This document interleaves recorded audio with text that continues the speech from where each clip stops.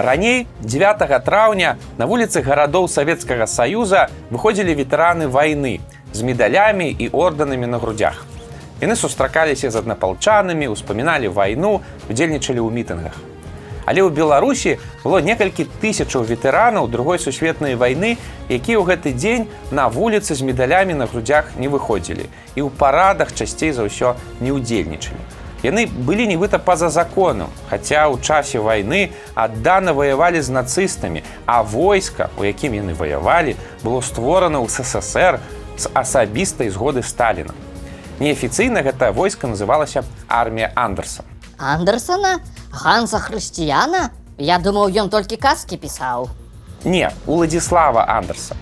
Гісторыя Уладзіслава Андерса сапраўды крыху падобная на казку. Казку з нечаканымі сюжэтнымі паваротамі, бітвамі і сітуацыямі, дзе галоўны герой мусіць праяўляць кемлівасць, каб перамагчы цмока. Сёння ў чарговую гадавіну 9 траўня пагаворым пра адну малавядомую ў нас старонку той вайны, пра армію Андерса, яе баявы шлях і значэнне. Ага, ну і яшчэ пра мядзведзя Войтака, самага вядомага мядзведзя ў гісторыі Другой Рэчы Паспалітай.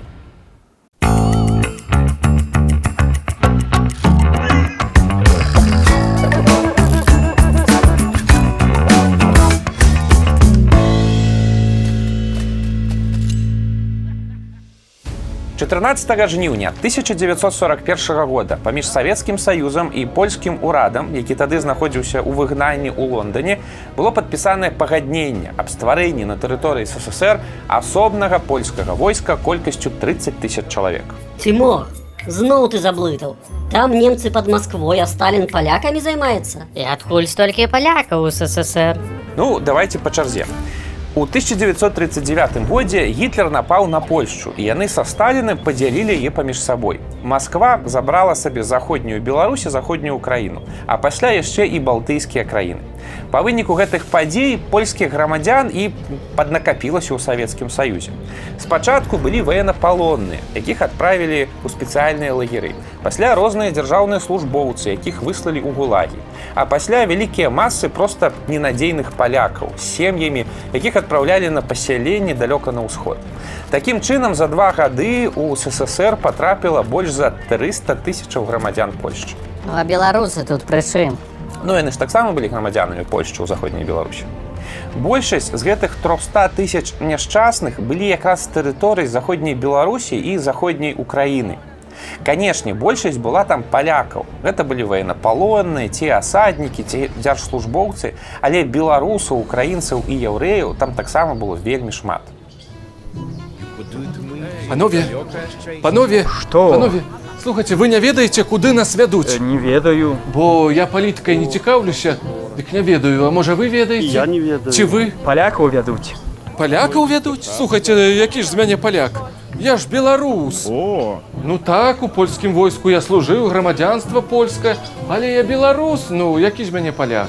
Смеху варта. Я не поляк. Канешне, я не супраць. З добрымі людзьмі магу быць хоць кім скажаце. Але вось не ведаю, палітыкай не цікаўлюся. Я політика не Можа вы там цікавлюсь. наперадзе запытайце, мо там ведаюць, куды нас вядуць. Ці там ззаду, можа там палітыкай цікавяцца. А? Куды ж нас вядуць урэшце? Ну так. Не ведаеце? не ведаю. Не ведаеце? Я не ведаю. Ну ідём тады. Вось з гэтых людзей у СССР і вырашылі стварыць войска. І гэта быў той рэдкі выпадак, калі інтарэсы Сталіна і польскага ўрада супалі. Камандуючым новай арміі па згодзе бакоў быў прызначаны 49-гадовы генерал Уладзіслаў Андерс. Ну, пачатак сапраўды нейкі казачны.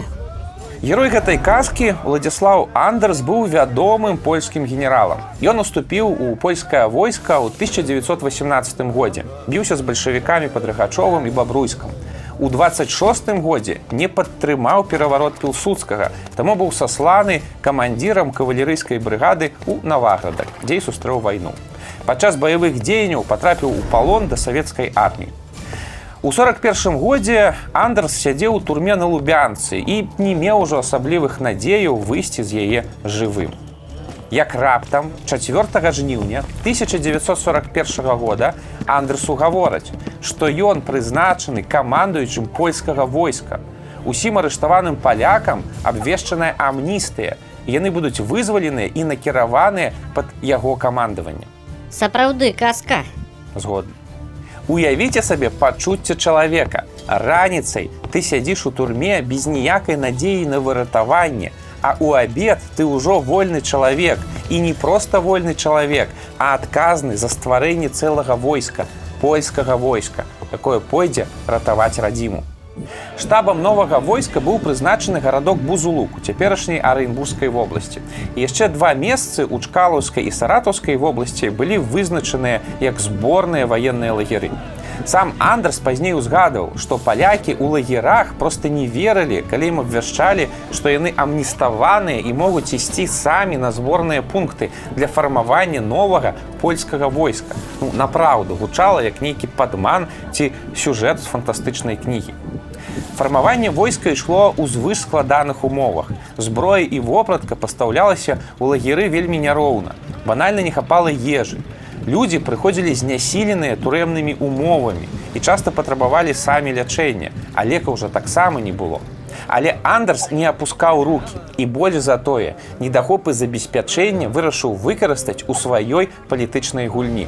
У яго з'явіўся план. У канцы 1941 года генерал сфармуляваў некалькі патрабаванняў да савецкага ўраду. Па-першае, вызваліць усіх палякаў з турмаў. Па-другое, пусціць іх у войска. Па-трэцяе, перавесці гэтае войска ў раён, дзе яго магла б забяспечваць Англія. Ці здагадваецеся, у чым быў план? Ну не. У тым, каб апроч стварэння баяздольнага войска вызваліць як мага больш польскіх грамадзян з савецкага палону і вывесці іх за мяжу. Нічога сабе патрабаванні. І на што он разлічваў? Што Сталін пагодзіцца? А вось Сталін і пагадзіўся. Ён яго зачараваў ці што? У яго чароўная палачка была? Не, ніякай чароўнай палачкі, проста магія дыпламатыі. Гэта ж быў 41 год. Савецкая армія сыпалася, немцы падыходзілі да Масквы. Патрэбна была любая дапамога. А тут магло паўстаць вялікае вайсковае фармаванне, якое часткова браліся матэрыяльна забяспечыць брытанцы. І Сталіну яно вельмі было патрэбнае. А яшчэ стварэнне такога войска значна паляпшала адносіны з Англіяй, а дапамога Англіі і ЗША таксама з СССР крытычна былі важны. Калі ж войска было створанае, то аказалася, што СССР не можа яго ўтрымліваць. Бо вайна, і таму аргумент Андерса, што лепей перакінуць армію на тэрыторыю брытанцаў у Іран, напрыклад, адкуль яно біла немцаў і ў Афрыцы, і ў Еўропе пазней, гучалі досыць пераканаўча. Ну, не ведаю, неяк не пераканаўча. А вот Андерс змог пераканаць. У снежні 1941 года генерал Андерс разам з польскім прэм'ерам Сікорскім сустрэліся са Сталіным асабіста. Сярод іншага, там было паднятае пытанне беларусаў, украінцаў і яўрэяў. З гулагаў на той момант адпускалі толькі палякаў з Польшчы, але Сікорскі запатрабаваў, каб адпускалі ўсіх грамадзян Польшчы па тэрыторыі да 1939 года, у тым ліку жыхароў заходняй Беларусі і Украіны. Сталін на гэта парыраваў. Яны ж прынялі удзел у галасаванні і таму сталі савецкімі грамадзянамі. Маецца на ўвазе галасаванне 1939 года. На гэта Андерс адказаў. Они сделали это не по своей воле. А что до белорусов, то они ощущали себя поляками и были отличными солдатами во время войны 1939 года. У мірны час Сталін, напэўна, проста расстраляў бы ўсіх гэтых палякаў з Андерсам на чале, з ягонымі просьбамі і прапановамі. Але ў 1941 годзе ён не мог гэтага зрабіць, бо тады парушаўся б саюз з Брытаніяй. Таму вымушаны быў пагадзіцца і адпусціць армію Андерса. Людзі, Што там? чулі? Палякаў запісваюць. Не чулі, не Вызваляць будуць, у войска нейкае. Цэлае збіраюць і пазней дазволяць выйсці. А ты што? А што я не ведаю? Мяне ці возьмуць? Я ж беларус.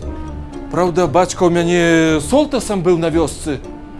Але дзед дык быў праваслаўны. Я і сам па-польску не дужа гавару. Але каб узялі, дык я б запісаўся. Часам, ведаеце, не грэх беларусу запісацца ў палякі. Рознае бывае ў жыцці. Таму паспрабую, а раптам пройду. За першую палову 1942 года у военные лагеры прыбыло больш за 100 тысяч чалавек. Палякі, беларусы, украінцы, яўрэі, прычым не толькі мужчыны. Ішлі жанчыны з дзецьмі і старыя. У лагеры былі вельмі суровыя умовы, не хапала ежы, людзей касіў тыф, але ўсё адно прыходзілі новыя і новыя людзі, бо гэта быў шлях да свабоды. Вясной 1942 года пачалася эвакуацыя. Цывільных людзей адпраўлялі ў Іран, Афрыку і ЗША, а 800 дзяцей-сіротаў увогуле адправілі ў Новую Зеландыю. Таму ёсць вялікая верагоднасць, што ў косці з беларусаў ёсць далёкія сваякі на гэтым востраве. А чаму такія экзатычныя краіны? Іншыя не маглі прыняць? Ну, гэта былі краіны, якія былі ці пад пратэктаратам Англіі, ці ў саюзе з ёй. Усіх жа вайсковых сабралі непасрэдна ў Іране і Ізраілі. Атрымалася 50-тысячная армія, якая атрымала афіцыйную назву «Другі польскі корпус». У пачатку 1944 года укамплектаванае войска было перакінутае на поўдзень Італіі. Вайсковы шлях арміі Андерса пралёг праз сонечны апенінскі паўвостраў. О, дык у Італіі і паваяваць можна, там жа сонца, віно і даміно.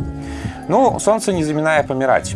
У маі 1944 года корпус прыняў удзел у самай вядомай сваёй бітве.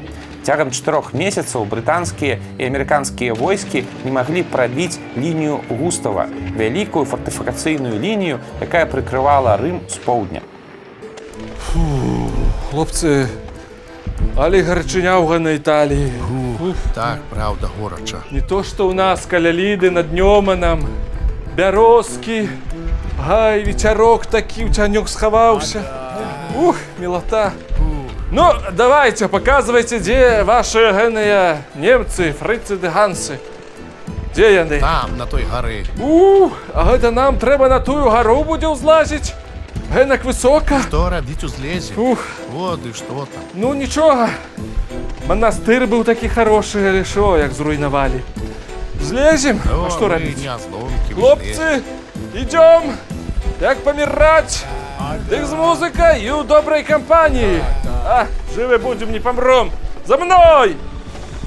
Менавіта перад другім корпусам была пастаўленая задача абысці з тылу і выбіць немцаў са старадаўняга манастыра Монте-Касіна, які стаяў на высокай гары і з'яўляўся ключавой кропкай у сістэме абароны лініі Густава. Штурм цягнуўся з 11 па 17 траўня.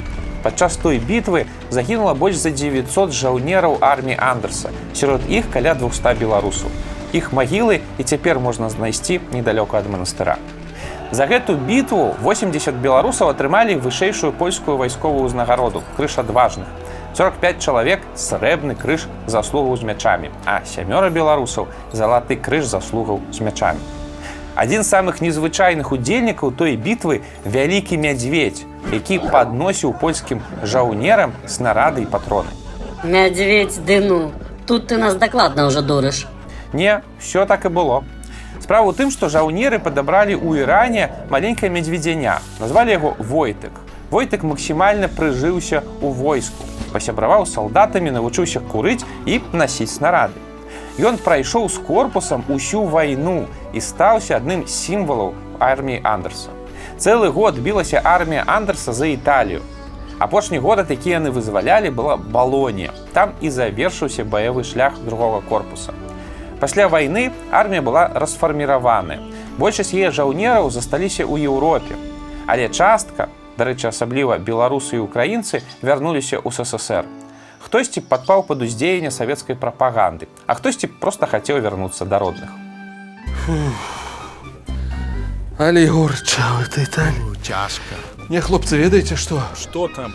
Я поеду. Ой. Засумаваў па сваіх, па родных палетках ды гонях. Добра, так. А Сталін ж абяцаў нас усіх прыняць. Так. А я з нацыстамі ваяваў. О, і медаль атрымаў. Так. Поеду, хлопцы. Што тут буду сядзець? Добра, так. Перапіску толькі пачышчу і падамся да нас пад Ліду. І вы, збірайцеся, паехалі, хлопцы, давайце! Нас там все чакаюць. Але і на радзіме спакою ім не было. У 1951 годзе савецкія ўлады зладзілі аблаву на ўсіх былых жаўнераў Андерса і іх сем'і. На спецпасяленні ў Іркуцкую вобласць было саслана больш чым 4500 чалавек. Тыя, хто праз 6 год вярнуўся на радзіму, так і не былі прызнаныя ветэранамі вайны. Ой, чаму я не здзіўлены? Гісторыя паўтараецца і паўтараецца. Ну так. Але нягледзячы на знявагу, падаецца, мала хто з ветэранаў арміі Андерса шкадаваў аб сваім выбары ў далёкім 41 годзе. Яны змаглі вырвацца з савецкага палону, годна змагаліся з нацызмам у Еўропе, а пасля змаглі пражыць рэшту жыцця на радзіме са сваімі роднымі. Дзякуючы Андерсу, з савецкага палону вырваліся, напрыклад, будучы нобелеўскі лаўрэат, ураджэнец Берасці Мнохім Бегін, будучы герой савецкага і беларускага джазу Ежы Петербурскі, пісьменнік Пятро Сыч, будучы прэзідэнт БНР Жук Грышкевіч, інтэлектуал Юзеф Чапскі, ды і шмат-шмат хто яшчэ. Гісторыя арміі Андерса – гэта адна з гісторый ваяўнічага чыну нашых продкаў. Генерал Андерс не памыліўся, калі назваў беларусаў добрымі жаўнерамі.